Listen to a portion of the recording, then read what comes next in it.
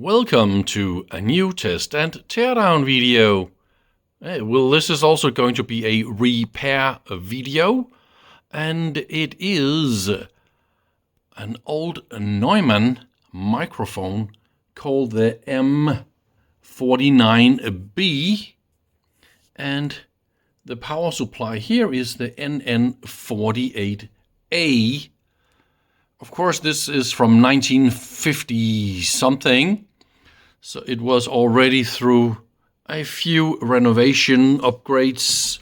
As you can see, they changed the connector and we got a little bit of holes and some stuff that is not completely original.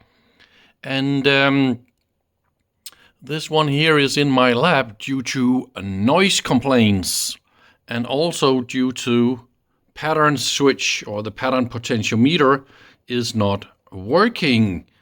So both of these things together tell me a lot about where to look for the fault. So I will try and explain a little bit deeper what is going on here. But also I want to show you the very, very cool old connector here. So this is also a German brand called Tuchel, I think. And they exist in different versions. This one is the one where you count the 7 pins outside, and then there is number 8 in the middle. You can even see name and number here, and you can see how you count, and they're nicely named. That is, of course, the male part. The cable got a male and a female in each end, and the female part, of course, go directly to the microphone. It would probably look real crazy if you plug the microphone directly into your power supply. So you need this cable. It is very, very thick and a few meters long. Some of these have, of course, a modified cable that is longer or shorter, thicker or thinner. So all that is, of course, this is most likely not the original cable due to age. This feels like it's really good and nice and fine. This power supply was renovated a few years ago by my father, by the way, and it came back to me asking for help. So he always add this little those stickers and shows what is what. And this is the one with the AC701 tube, the ultra rare triode tube. It's a 4-volt filament tube, and the tube is, of course, located inside the microphone. Everything related to the audio signal path, all that is in the mic. Audio comes directly out of the mic in fully balanced, and it just goes in here and then is routed directly out of the XLR connector, just from here to here and then done. This is the bottom of the power supply. There is a little nice window here that reveals the voltage setting without even opening the unit. That is a really nice feature. I kind of like that design. So on the power supply, we got mains entry, mains switch, and on-off indicator here on one of the sides. I don't even know what do you call the front or the rear of this power supply. Well, here you got the name plate and the switch. I don't know, maybe you call this the front, but the other end you got the connectors that is for the user, for the microphone and the output, and then the pattern switch. So this one could also be the front. If this is the front where you poke around with the pattern switch, you cannot see the indicator, the power on indicator. And that is a big problem, because people forget them on and leave the studio, leave the recording session, and then the next day they come and find, oops, it is still powered on. And this eats lifetime of a very, very rare tube. So remember to turn off your stuff. Maybe put this side here at the front, or in your face or something like that, so you can remember this, so you can see this.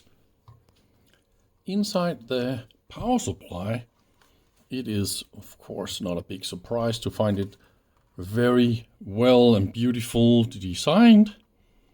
Now this one got a few upgrades because there's a problem with getting good contact to the metal due to the paint. So this one is upgraded with copper tape under the capacitors, and this way all the grounds of the capacitors, that's also the outer shell here, when they are screwed on, then they get really good connection. So mains entry here via this fuse and the switch, and to the voltage selector, and that will be the mains transformer. We got a low voltage and a high voltage winding, and of course what you see here on the top, that is the high voltage system, and this is the low voltage system. So let me show you here on the back how this works. So the high voltage from the transformer comes in here with those tiny little wires. They're really thin, and then they go to this high voltage rectifier, but we got some resistors in the front of the rectifier, and this is a very good place to put the resistors. This way it makes the charge time of the capacitor system longer, so the peak current is less. So this is a very good modification. I think this is a modification. Then the rectifier, and the positive here is a red wire, and this goes to a voltage regulator tube. This one is I think it's a 150 volt tube. Yes, it is. So this is a 150 volt, a neon filled voltage regulator tube. Socket here is really loose. Anyway, so this works a little bit like a Zener diode, and now we got a 150 volt sort of sloppy pre-regulated. It's not super duper regulated, but kind of okay. And then ground is here to that high voltage, and then it goes via, see, this wire here, and here's another resistor. First capacitor to chassis, and then resistor capacitor, and then this one was upgraded with a 120 volt Zener diode, and then 120 volt is now really good and tightly regulated. And this is the point where you measure the 120 volt is of course a very good and stable clean DC, and you also measure for AC content. You want the AC content here must of course be unmeasurable, undetectable by any of the equipment you have. Otherwise you have to change all the capacitors here, because this is insanely important. This is a super duper clean DC supply. So the filament supply is also a winding from the transformer, and it goes in this case to the original selenium rectifier. So they are normally replaced in many of the units you will find out there. So, but if you find this one looking more or less like this, it can also be green, brown, blue, I don't know, in many different colors, but this one is red. And then the output is this red wire here to the first capacitor. I would normally put in, if you modify this, it is a very good idea to put a resistor here in series with the first charge capacitor. This will lower your charge ripple current, and it will also it will improve the performance of this capacitor. And you see those two wires, they go to the inductor you find here on the other side. So this one looks like a transformer, but this is an inductor with a very high inductance value, and this makes the AC ripple into a really nice DC into the last capacitor. And normally you just have a resistor going here, and then it goes to this resistor here. And this is the fine-tuning series resistor for your filament voltage. You measure this point to be 4 volt, and a little bit less than 4 volt. Please don't make it more than 4 volt, depending on the type of tube your microphone is using, obviously, right? So in this case, it's tuned down to a little bit under 4 volt. And here we have, as I said before, a resistor, and it goes to a 5 volt regulator. I don't know if this is super easy to see. Let me check this out. We have a resistor here in the way, but here is a 5 volt regulator, just a normal 7805 with some local ceramic capacitors. Those are 10 microfarad each. A super low ESR, so to make this really, really good and fine here. And at this point we got 5 volt. So this resistor here drops the voltage, which is now a regulated, stable, noise-free, ripple-free filament voltage, and then you drop it down to the 4 volt we need. Pattern switch here, the pattern potentiometer is not working. So the first thing I did was to locate that potentiometer here. This is each side of the potentiometer is of course the one is plus 120 and the other one is ground, 0 volts, because your voltage here goes between 0 and 120. Then there is a series resistor here. You shouldn't measure any voltage drop on that resistor because it's just in series with a current that is absolutely 0, right? And then this variable voltage goes out of a wide wire here to the microphone connector. And in this case, I got exactly the right voltage. Everything works perfectly fine. So that means I don't need to poke around anymore inside this power supply. It is perfectly fine and nice the way it is. This one here is really, really loose. I'm not super happy about, loose items. Oh, you see. This spring is supposed, so this spring is just too loose, so that is the problem. I'll try and pull this spring because it's, see, it is supposed to, see, barely hold this. So I have to fix that. Oh, so there was actually a tiny little thing to fix inside the power supply. Lovely, lovely. So it bothered me a little bit about this hole in the microphone. This hole here is where this little lamp is supposed to be, and they look like this. I was of course able to find the exact part, and I want to glue this in using epoxy, so I mix a tiny little drop here, and then it will be perfectly fine.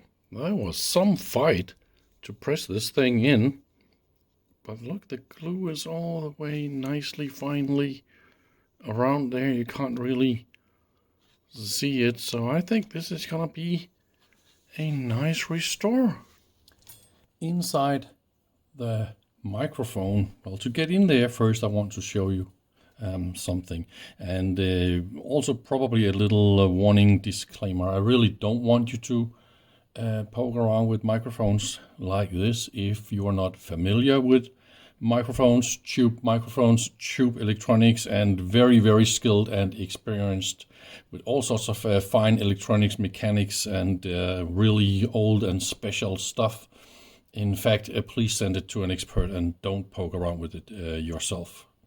But I need to show you how to open this thing, and it's the other way around. So this screw here, you screw it in, and then it goes in, right? And then you can pull out the bottom part. So that is funny. If you try to unscrew it, see, now I go counterclockwise, then the screw goes of course out and it locks into the hole from the inside, and now it is locked in position. So that is how it works the other way around. Probably wouldn't figure this out in the beginning, but that is how you do it, okay? And then you pull it out really, really careful. Inside the microphone, this one is of course a little bit modified. You see, this is the original AC701. Well, it's just the same type. It's probably not the original one. They don't really last a million years. And that is, of course, because people forget to turn them off all the time. Also, originally, you'll find, if your mic is original, you'll have finger screws sitting here on top of those 4 points, 4 posts. And the idea is you just change the tube without using special tools. You just take your little finger and all those 4, and then wrap the wires for tube around, and then screw it in. So you don't even need to solder anything. So I think that is a pretty neat way to do it. This one got a few resistors changed. Where the heck are they? Yeah, here we go. This one is changed, and that is a mystery to me why this one is changed. But I'll poke around a little bit here and figure all this out. But I want to show you how this is designed. And on top of this, we have the little microphone condenser capsule holder, and it fits into those 3 posts here, the highest posts. And here is a little switch. So this one is supposed to be closed as it is right now, and it's normal to have this little wire, as you see here, on there and soldered, so you have a good stable connection, because this little switch here is quite unreliable. This one shorts the front and the back side of the capsule. It's not going to affect the way, well, it will affect how the pattern and all that kind of stuff works, but this is the way that I want it to be. And this is also the recommended way, by the way. So please just short this or solder this, then you have a good stable connection. So if somebody's complaining about unstable behavior, then there's probably this one. And also the 3 screws, you want to clean the top here, and you want to make sure the screws, they are nice and clean. The way that the contacts here works with the screws going into this, and they connect to, I mean, I'm not super happy with this method, but that is just how they solve this. So let's look a little bit on the capsule itself. This one is not the original. You can see through the plastic of these, and they are, I think they are remade or upgraded old ones. I think they take the membranes and they recoat them and all that kind of stuff. And the newer recoated ones, you can see almost through them, like you can see the little holes inside the core of the microphone. And this one was replaced in 2001, and this is a CK12 capsule. And we got 3 wires going to this one. I will show later why we have 3 wires. We have the front and the back and the center core of this, and it's both of them. It's 2 halves that's normally isolated, and that's because the capsule can be used in different microphones. That works in a very different way with the pattern voltages. But in this case, you want to short both of those 2 wires to the core. You see you've got 2 wires coming out of the side here, and they go to the front and the back cores. And that is this pin here to the left. So let me show you the original capsule for a microphone like this. And they got the connections in the middle And I'm not super happy about this because it's really bad with the screws in the middle and the way that all this is made.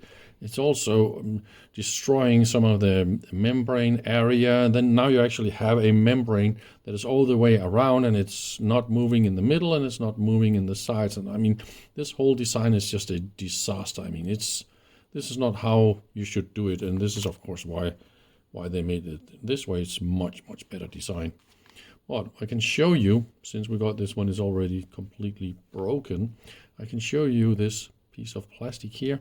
And you'll see the old ones, they use a thicker coating so you can't see through them. You can't even try and show here. If I hold it out like that, you can see it's almost not transparent. If I hold it out like this, you see a tiny little bit of light through them. So the gold plating here is thicker and heavier, funny enough. You want it to be as lightweight as possible. There's not going any currents or anything here, it's just voltage. And the distance, the change in distance makes the voltage go up and down, and this is what we amplify. So yeah, but it is so thin. You cannot touch these. You shouldn't really clean them.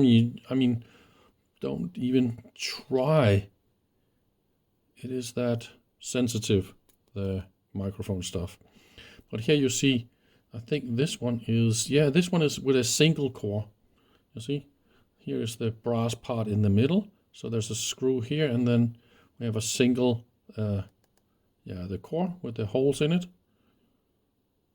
There's another little thing I really want to show you about these super sexy M49 microphones, and that is the triple vibration dampening system. And you can of course imagine, here's the first level. See, here is a little vibration damper, and then I believe this one is much more effective. This whole core here is hanging, see, in rubber. Isn't that beautiful? And then you have the whole microphone hanging in the microphone holder, the spider mount. I call this spider mount because it looks like a spider web. But that mount also gives you a very good vibration dampening. So when you step dance around on your floor, you don't get these really deep subtones into your microphone. So I have already found the problems in this microphone. I just haven't fixed them yet. So I can show you, this is the output capacitor. This is the 1 microfarad that goes from the anode of the tube to the transformer. And this one got a very big, hefty transformer down here. I mean, you don't really need so big hefty transformers for microvolts of super low power, but they do this to spread the energy over that much space to give good audio quality, headroom, and all that kind of things. And the problem with this microphone here is quite classic for high voltage and high value resistors. You see 100 mega ohm here. You see,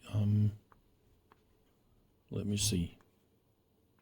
We got 250 mega ohms. That one here is open, and there's another one down here. The other 150 mega ohm resistor down there. That one is also open.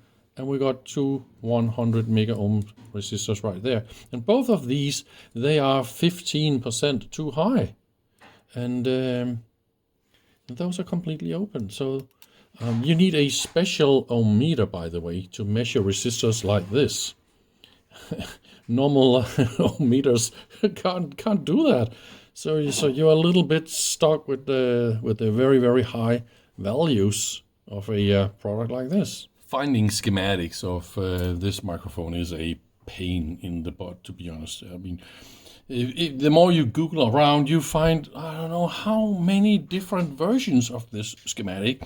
And it's reposted on all sorts of forums, and it's full of passwords and logins and all sorts of crap that drives me nuts.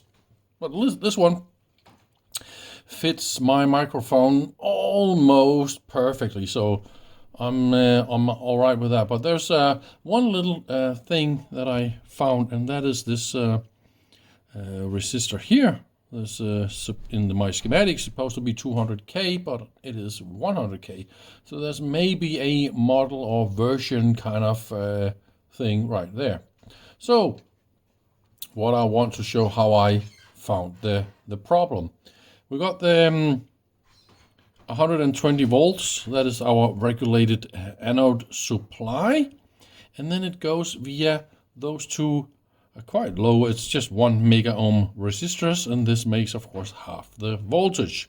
And then you have a 100 mega ohm resistor and a little capacitor here, and now you have the half the voltage, so it should be 60 volts. And this one is okay, by the way.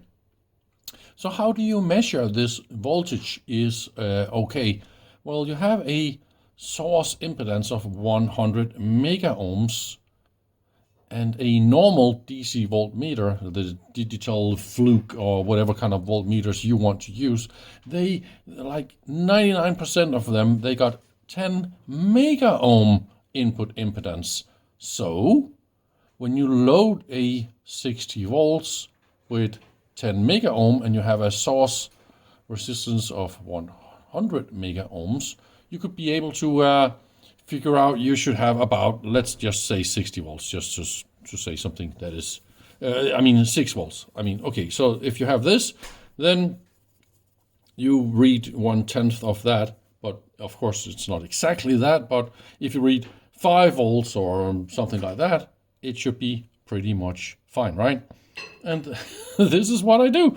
This is what I measure. So that means I now know this voltage here is okay, but and this resistor I have measured using another instrument that can handle those kind of high value resistors, and I measure 115. So it is getting older and older, and it will eventually also open. So here is the variable voltage from the pattern potentiometer, and it goes via a 100 mega ohm resistor. And this one I can also measure. This voltage is also okay, but here there's nothing, and that is because this resistor is completely open, and with nothing here, with no voltage here, and I have the half of the voltage here, then this one should work, and still give me some signal. But here's the fun thing. This resistor here is also open, and now this goes absolutely crazy. When there's no control of the grid in a triode, they go, fully on, or some of them does, and this one is one of those cases. And this one just pulls as much current as it can, and then it goes into the very, very super noisy region. And this is not where you want this tube to be, but it's still amplifying because there's still voltage difference between these two sides of the microphone, and that means if you yell in this one, you still get audio output, but it's still DC wise, it's completely driven way out of a good, healthy point, but it's just absolutely bad. So now I will try and change these two resistors, but I will also, I should also, of course, replace the two 100 mega ohms resistors as well, so everything should be nice and fine. I don't know if I should go and change this resistor back to the original. What I think I want to do is I want to measure if I get 44 volts at this point, and the current here should be 0.45 milliamps. That tells me that I am driving my tube at the correct voltage and the correct current, and that way everything is within normal conditions. So this tells me, yeah, how to modify this resistor later on. So let's try and measure the resistors. So I desoldered, that will be the two 150 mega ohm, and that will be the two 100 mega ohm. So let's try this one first and have a little look. So it is 117 mega. Let's try the next one. It is 100 and, 10, 11, 12, something like that, right? And here we go. That will be the 150 mega ohm resistor. And both of them just go overload like that. Oh no! So we found it. And those two, yeah, they do the same. Just to show you, it's not me who is crazy. That'll be the two 100 mega ohm resistors in series. Just to see that I got actually range to measure that. So I think one was 110.11 and the other one was 117.18, something like that. And this adds up like that. So here's what I've done. I don't have 150 mega, but I got quite a lot of 100 mega. So if you take two 100 mega in parallel, you have 50. And there you have 150. And I did that as well with the other one in there and made it real nice and neat. And the other two out here, that will be the two 100 mega. And yeah, I think we should try now and see if it works. I am so happy because, of course, now pattern switch work. And as you see here, on this little potentiometer here. I don't know how easy that is to show. So in kidney mode, it is only sensitive at the front. And then you have this here. It looks like a figure 8. That means front and back, but it's not sensitive to the sides at all. And then you have the round one. This is called omni. And in that mode, it is equally sensitive to sides and front and back. And all this is perfectly fine and working at the moment. It is really, really funny the way that this works. And I don't know, I should probably try and explain this a little bit. Obviously, I have earlier shown the schematic where you put in a variable voltage on one side. And you can imagine that you can, this way, you can phase it so that it receives nothing from the side, because signal from sides that comes in here is equally strong on that side and on that side, but in the same phase. So like that, right? So when it goes up in phase, then the signals become zero when you have it in this position. But if you go the other way, all the way in the other way, then you have a much different voltage setting. So that means when signals comes here from the side in phase, it is now detecting or amplifying the voltage difference between this and sensor. So these are positive or negative like that at the same phase, but now you get a signal. And of course, yeah, I mean, this is just how it works, and I find it really, really fascinating. They were able to figure this out. They are super, super smart. But at the moment, I still got some noise issues, and so now I want to try and change some tubes and do a little bit of poking around with that.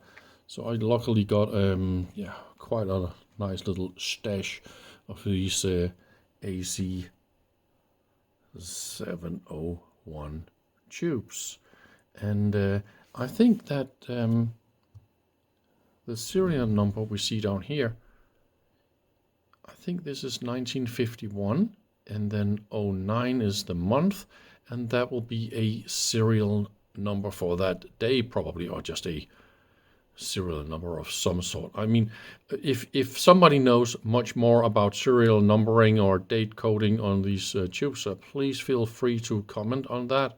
Well, this is just what I came up with. And back in the day, this is the box. 150. I think this is kroners, because this one was bought locally in a Danish shop quite some years ago. I think I got the same. Let me see. Is there the same price tag? No, I don't have a price tag on the other boxes. This one says 701. No, there's no price tag on this one. So here is a funny test. I put some headphones on my camera here. So let me see. Here's the microphone, and this is the front. And I am now in kidney mode. So if I go really close to the microphone and I try to speak really low like this, now you should probably hear what I'm putting into the microphone more than anything else. So this is the idea: is I go to the side of the microphone and then I go into the back of the microphone. And then let's go to the side again, and then here's the front. Okay, so now we go to the Omni setting, and I'm still talking into the front. So this is the front, and we go into the side, and we go into the back of the microphone, slowly from the back and to the side, and here we go over to the front again. So figure 8 is very interesting. Figure 8, remember, it should only detect front and back and not the side. So here is the little demo. This is the front, and we go all the way down to the side of the microphone, and here at the side you should not hear anything at all. And this should of course be the back, and then we go all the way up back again. That is the side, and this is the front. Hello. Did that work or not? That is the question. I'm getting a little bit sick and tired of changing those tubes and listening to how they sound, how they feel, how they make noise and all that kind of stuff in this microphone here. And there is an alternative to all these tubes. So this is a real tube technology, and a tube is of course known to generate even harmonics. And this is why you feel that it sounds better, because it sounds more harmonic when it's distorted and all that kind of stuff. So it is a wanted sound effect, sort of, right? But there is an alternative if you cannot buy the real thing, and that is what you cannot anymore, right? And there is a company with a really funny name called Phaedrus. So this is an A, Phaedrus. And the problem with their name is they call their name electronic tubes. But they do not make electronic tubes. What they do is they make substitutes. So this is a substitute. It is not a tube. It is a field effect transistor, camouflaged as a tube like this. And of course, this one should make less noise, last forever, but this one will of course not sound like a tube, because this one is not a tube. It's a transistor, so it will generate third harmonics more than second harmonics. So that is my little concern and my little problem with giving up and using a part like this. I also think it is probably a problem if you go and check out their webpage. They don't really put it out loud and clear. It is not a tube. I mean, they call it a tube. It's got the tube type number written all over it. It's round like a tube. They do everything they can to sort of hide what it is they are making. I mean, and it's all over their page with this electronic tube and tube this and tube that. So it will, of course, confuse some customers who's not reading all the details, and they also put out a lot of I don't know, sales tricks probably. I don't know what you would call this, but this is just what they do. All sorts of formulas and oh this and oh that, and explain all sorts of stuff that nobody understands. I mean, come on, tell it as it is. This is not a tube, it's a substitute. And it's 250 euros, just saying. And in here is a €2 field effect transistor. Funny, isn't it? But let's try and see if it works. Okay, you can say whatever you want to say about all this. I just said in the previous cut about this Phaedrus electronic tube. So there's a picture of a tube and all that kind of stuff. But you know what? It actually sounds really, really good. And there's no noise and there's a lot of output. And I mean, yes, it does not sound exactly like a tube. But does it really matter? Because, you know, most of the sound and the feel is, of course, from the capsule, the encapsulation, you know, the whole sound and feel. And I mean, maybe it's not that much from that tube after all. But I do feel that I can feel a little bit, but I don't have a real A/B test because all my tubes, they're really, really old, and the gain is also very low, and the noise is very, very high in these. So, but I found one of them that got a really, really good sound, and I mean, but the noise is just terrible. So yes, I go with this field effect transistor replacement thanky funky thingy here. And I want you to hear one more little oopsie boopsie here. One more little test. So let's try and put on the headphones again. Maybe like that. And then I will try and take the microphone and hello, hello. Then I will take it far away.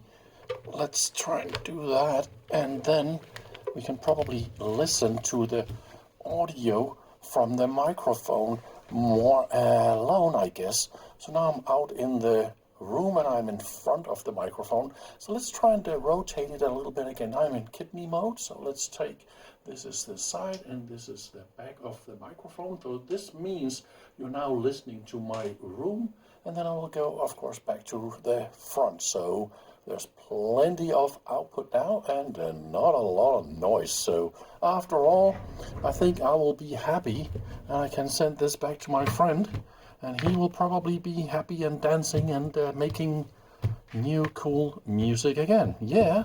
I figured out, since I got this original glass lamp, of course we need to have it lit. So I measured, I made a little drawing. So this is the edge, that edge here, and that will be the screw. And then 18 millimeter is the center where I want the LED to be. And so this is what I've done. A tiny little circuit board I'm going to glue in like that. And so this is an 805 SMD. And then I'll take some tiny, tiny little wires and I will connect this up to the filament voltage. And I'm just using 4 milliamps, so that's not a problem at all. And then it will just shine a little bit. I really hope this is going to look nice, otherwise I will have to remove it again. But I think if I have the light on here, then people will remember to turn it off. Not that it matters anymore, because now it's using a field effect transistor, so I mean, it shouldn't be a problem really. How typical is it to underestimate the challenge of doing this? But here's the LED, and I think that I made it exactly in the middle of the screw. I hope so. Maybe I put a little bit too much to the left. I think it depends a little bit on the angle you see this in. I don't know. It's quite convenient I got ground over there.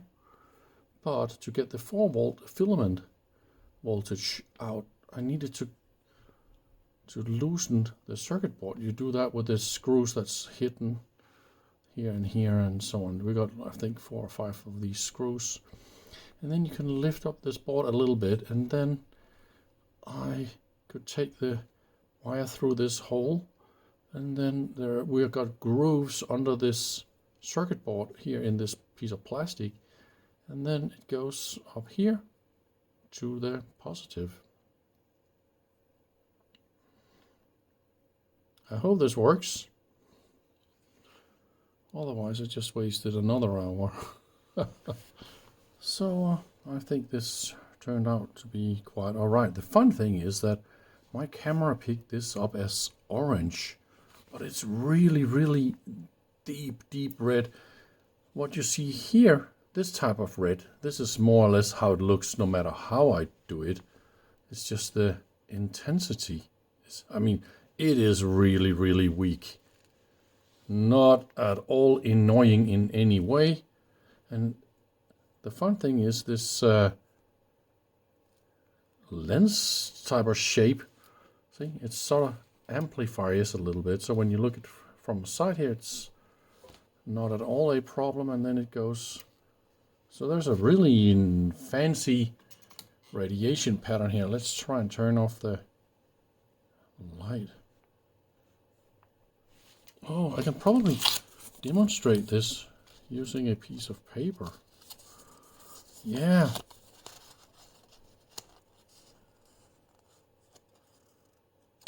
I don't know. Yeah, it shines it.